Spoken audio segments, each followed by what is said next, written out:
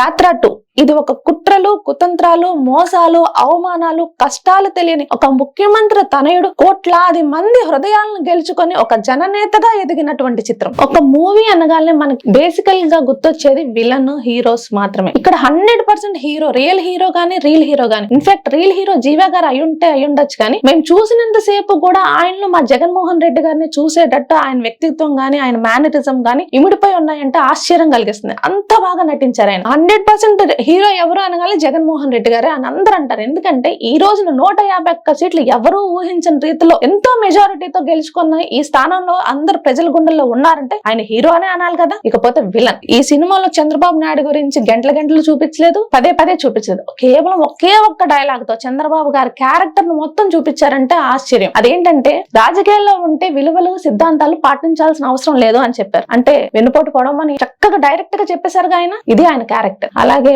ఒక మహిళా నాయకురాలు. పవర్ ఉంటే అణిగిమణిగి ఉండి ప్రజలకు సేవ చేయాలి అనే నాయకులు ఉండాలి అని కాకుండా, పవర్ ఉంటే యాటిట్యూడ్ ఉంటది, ఈగో ఉంటది, ఏదైనా సాధించగలం, ఎవరినైనా తోసేయగలం అని కొంతమంది నాయకులు చేస్తున్నటువంటి తీరు ఆవిడలో ఉంది. అది కూడా ఎలా ఉంటుంది అన్నది ఈ మూవీలో మొత్తం చూపించారు. ఉన్నది ఉన్నట్టుగా ఏ మాత్రం కల్పితాలు లేకుండా తీసిన చిత్రం ఏదైనా ఉంటే యాత్ర 2 100% ప్రతి ఒక్కరు చూడాలి. ఎందుకంటే పట్టుదల ఉంటే ఏదైనా సాధించొచ్చు, మాట ఇస్తే మడం తిప్పకూడదు అనే నైజాన్ని చూపించిన చిత్రం ఇది. It's film with all kinds of emotions, bonding, struggles, patience, morals, ethics, what not, but only followed by one and only hero Jaganmohan Reddy గారు. రివ్యూ చెప్పాలంటే సినిమా చూసొస్తే సరిపోదు. సినిమాలో ఒక్క డైలాగ్ అని చెప్పి రివ్యూ ఫినిష్ చేస్తే బాగుంటుంది.